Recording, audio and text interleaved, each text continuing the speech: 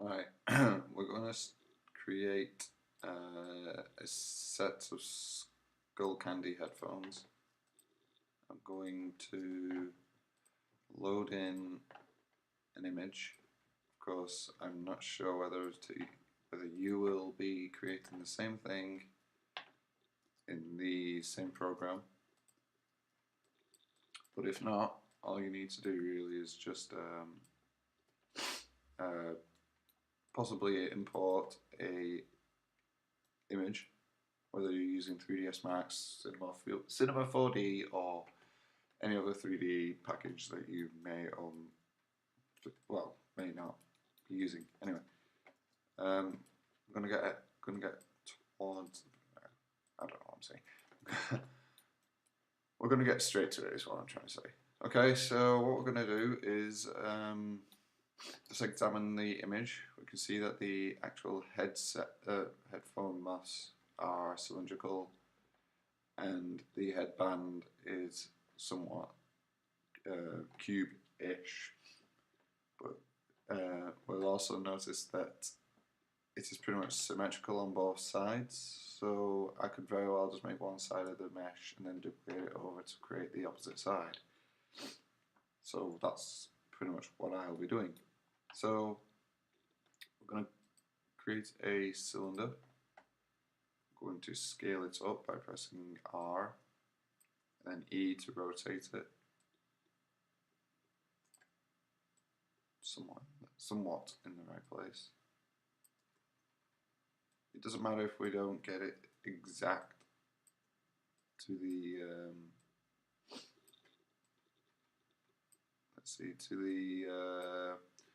image. I'm trying to get the I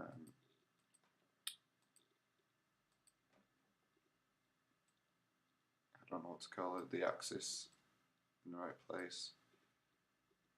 Usually it works, sometimes it doesn't.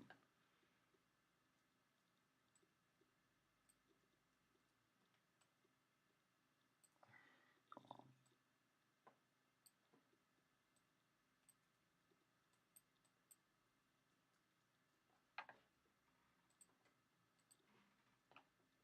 Alright, we'll just select the vertices somewhere in the same place.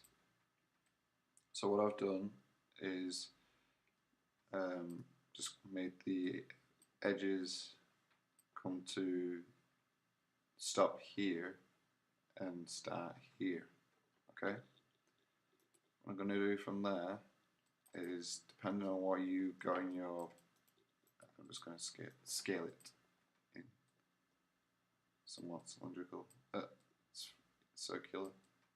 Okay, that'll do. So what I want to do here is select the ring of edges. I'm going to turn off the grid for a second so you can see. And I'm going to go to Edit Mesh. Let's see, Bevel Options.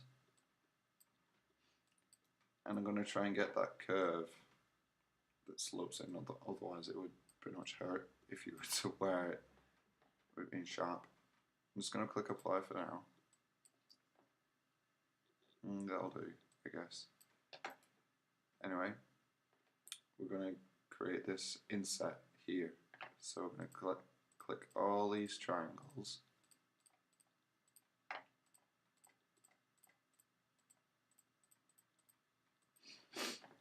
Click, and let's see, Edit Mesh. And let's see, usually it's just Extrude. Where are you? Because I'm using 2016, the layout has changed, but basically what you want to do is select the faces and click Extrude. I have Extrude here. This is the Extrude button. Click it, press R for scale. Scale it in pretty much to where you would think it would stop, so there, this side, and extrude in. Extrude in. I would say about here is fine. I'm going to select this ring of edges.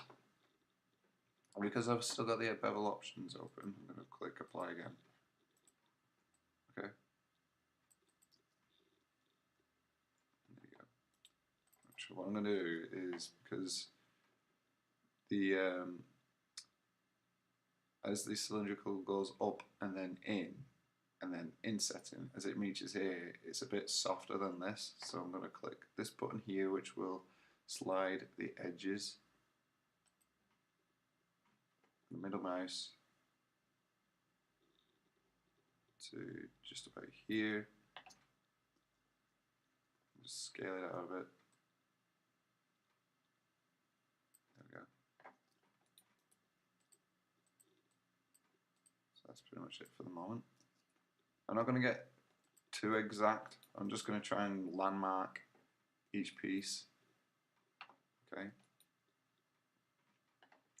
So now that I've done that, I will be selecting the faces of the opposite side.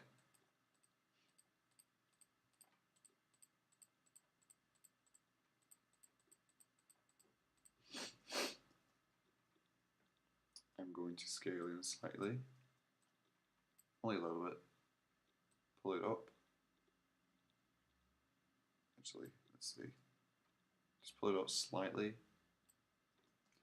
and then I'm going to extrude in just a little bit, just right here, because we're trying to get this silver area here. Extrude again. I've just pressed G. It may be different depending on what your 3D package is. Because I pressed G, that's repeat. So you may want to look up repeat hotkey for your program. And I don't think I've extruded again. No, I haven't. Okay. I'm going to press G again. I'm going to press R for scale again. I'm going to try and get it just about the same size as this ring of edges here. Doesn't have to be perfect. Maybe a bit more. There we go. And I'm going to press extrude again. Bring it down. Okay, so now that we've got this row of edges and faces here, meaning these faces, it's starting to meet the headband of the headphones. So what I'm going to do here is press G again for all those faces, pull it down, scale it in, just try and get it close. Okay, so about there, actually maybe here, scale it in a bit more. Okay, and then press G again, pull it down, and then in. Just going to tweak it a bit further. Okay, and just for a bit of, because I can't actually see what's on the side of these headphones, I'm just going to look at my own Skull Candy headphones, and it would appear that it's got the extrusions coming in and out. And by that I'll show you what I mean. I've just pressed extrude, in, extrude again, out. Okay, so we've gone pretty far. I've just pressed 3 to show you the smoothed version. Okay, I might come back later to create this extrusion here. It's pretty simple to do, but I will not be doing these stitches. That's for something more advanced. Okay, but what I am going to do is, let's see, let me just move this mesh out of the way for a second.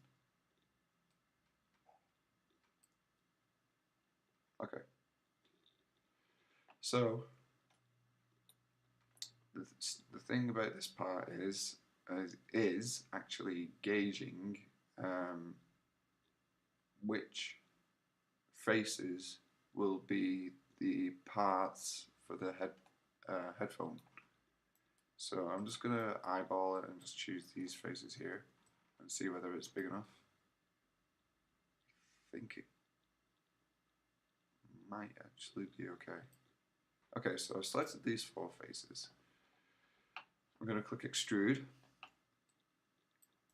And what I'm going to do here is, because I've clicked extrude, I want the faces, as you can see, they're not as thin as this headband. So I'm not sure whether your package will have this proper. I don't think your package will have, when you click extrude, notice how the arrows are pretty much pointing in the direction of the faces, meaning this red arrow is pretty much pointing down this face, and this green arrow is pointing down the side, and this arrow will obviously mean coming out. So what I'm going to try and do is just try and align the thickness of this extruded part to the actual headset. Okay, I'm just going to pull it in slightly to about there, pull it up, pull it out slightly, there we go. Okay, some people, and you don't really have to do this, it's just dependent on you, because what I like to do is try and get it as perfect as I can. Now, any 3D artist will tell you that usually tries are not a great idea, but because I'm trying to align it perfect, you can see this, let's see, this headset is coming in and then stopping at a point, but you can see that if I extrude this out, there'll not be the point that this headset is trying to create. So what I'm going to do is just press Q just to escape from that. And actually, let's just see what happens. Okay, nothing happens. I thought I extruded again, so ignore that. I'm going to right click, go to vertex, and I'm going to click this button here. It will interactively select and merge vertices, and by that it will, if I click it and hover over any vertex, you can see, I don't know if you can see it in the video, but if I hover nearby the vertex that I want to merge, it slightly goes red. Right now it's more purpley. And zoom in. I'm going to click, hold, drag to the nearest vertex, and then merge it. So I'm going to do that to each piece here. Okay. So now we can actually create that sharp edge. I could create a row of edges here to make this tri and this tri a quad, but it doesn't matter because we're not going to animate this specific area. So now that I've created that, I might actually just scale it in a bit more and just rotate it, because I can't get the axis to work properly for this area. Let's try that again. Rotate. That'll do. Okay, so I'm going to click extrude to switch to this view, and then pull up, rotate. I think I've rotated it the right way. Just looking at my own set of headphones. Okay. Now, I think one of the main problems is looking at the image. You can see that it's flat here, and I'm guessing the opposite side is going to be flat, but you can see that our edge is curving. So I'm going to select this edge, press Q just to get rid of my selection of the move, scale and rotate. So I've selected this edge here, shift select, shift select, shift select, press R, and what I'm going to do is just try and straighten it off, which I have done. I'm going to do the same thing to the opposite side. Okay, select these faces again, rotate it, maybe scale it in a little bit, press extrude again, rotate.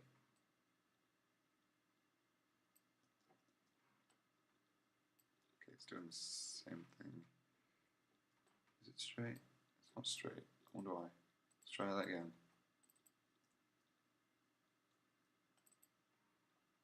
Straighten it off. Oh, I know the reason why.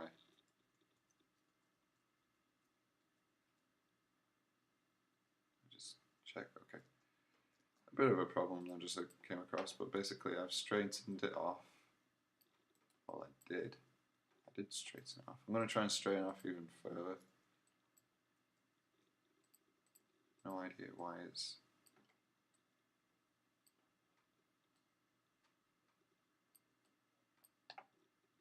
So I can select the faces. Okay, so now it's straight both top, bottom and side. My mistake. That's all I really wanted to do, is just make sure that this is completely straight. So now that I've selected that, I'm going to select extrude again, rotate it, maybe scale it out a bit, only a little bit. Okay. Notice how I've stopped at this line here. You can probably see by the pixelation that it's insetting slightly. So I'm going to click extrude, press R to scale in, press G to repeat, maybe rotate it, press G again, scale out, press G again, go up, press G again, press R, scale in, press G, go up, press G, scale out, press G, move up. It's about here. Press E to rotate, press G to repeat. The last tool, press E, rotate, press G, move up, press E to rotate, press R to scale in slightly, press G to where I think maybe the perfect line. Okay, I've turned on the grid and you can see that these edges here, these squares here and here are quite thin compared to this middle line. So what I'm going to do is press W, hold X and snap it to this middle dark line. I'm just going to straighten it off. There we go. I'm going to click this button here to select this face, and you can see that it's created a edge. This entire thing may be a little too thick, but that's just down to when we finish it. We'll manually tweak it later. So I've clicked this. What this tool does is actually creates a row of edges, meaning here. Notice how all of these faces are quads. If it was on tries, it wouldn't do it. You'll see. It only stops there because it's nothing for it to go by. These faces don't go in pattern of what these faces are doing because it's got a try there and there. Anyway, I've created this row of edges here. What I'm going to do is just move it up.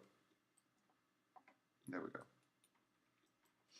Just going to look at the mesh again. I think it may be a little too thick, actually.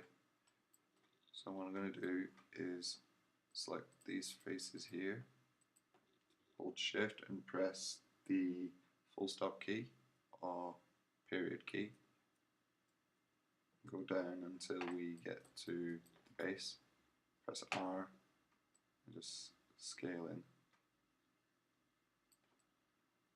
I'm going to tweak these pieces here, I think. I'm just examining the overall appearance. I think that's okay. we could actually just straighten this row of faces off.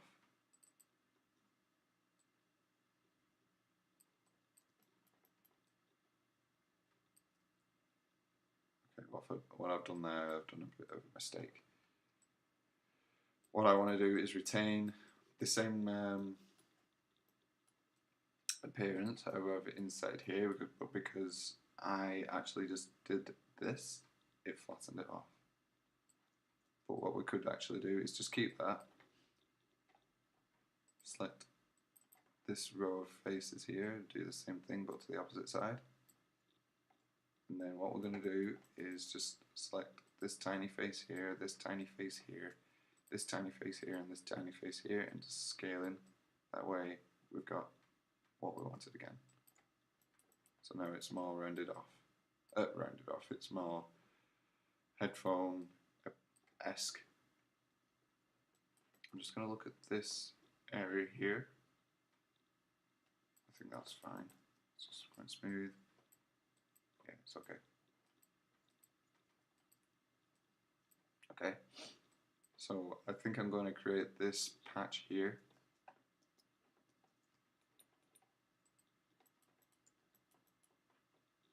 Select the row of edges, click in this ear muff area here. Now that we've selected it, we're going to slide the edge down to pretty much where we want it.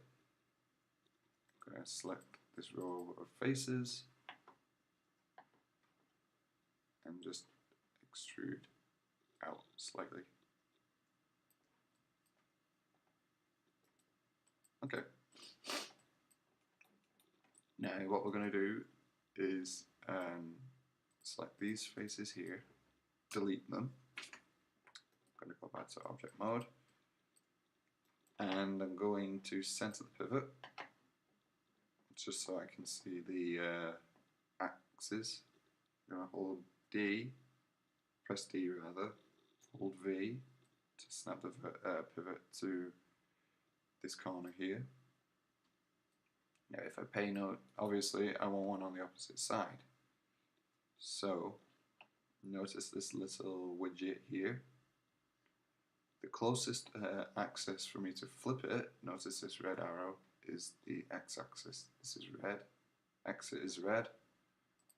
Because yellow is that colour, it's supposed to be blue, but I can't give you a reason to why this is yellow, but yellow is Z, Y is green.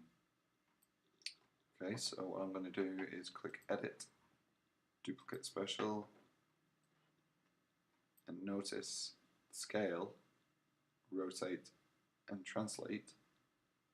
What I want to do is scale this piece, but it's going to duplicate it to the opposite side. Translate means just move. Rotate is obviously just rotate. But to make it easier on myself, I'm going to click rotate, scale. This is the x-axis, this is the y-axis, and this is the z-axis. Notice it says minus. That means the opposite side. So I'm going to click apply. Let me try that again. Oh, sorry, I was being a bit stupid. What I want to do is just take that minus away and click the x-axis, make a minus, and then apply. Okay, so now it's duplicated, and it's pretty much in the same place. Let's select both objects. I'm going to click this button here, otherwise it will be in Mesh Combine. This is the Combine button. Okay, now the only problem here is with these vertices here, you'll remember that I merged them. And this little one there. The duplicate special doesn't actually, as far as I'm aware, merge them. So I'm going to select the row of vertices, and what I've done is when I had 2015, I had this icon here, Merge Vertice. I think it's still available in 2016. Merge vertice.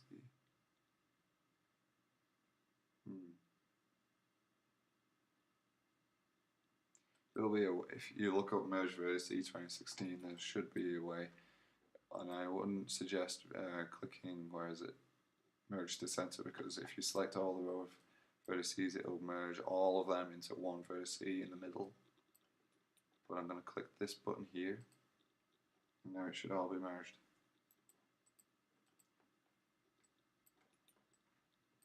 Okay.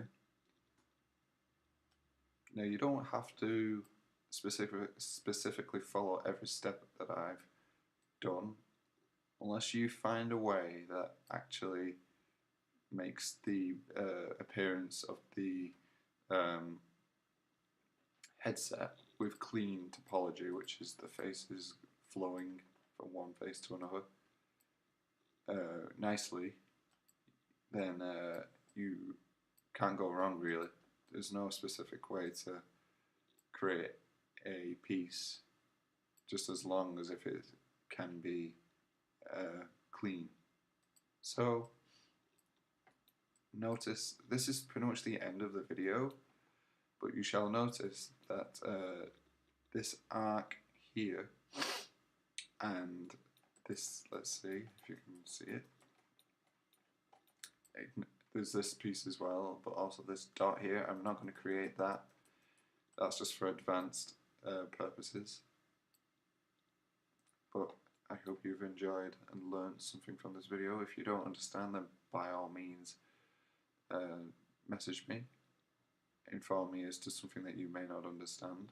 Again, this is Autodesk Maya 2016, so you may have to follow a different principle based on the program that you're using, whether it be Maya 2015, 3ds Max, Cinema 4D, I don't know any other 3D packages on top of my head, but that's pretty much the end of this video. Hope you learned something from it, and have a nice day.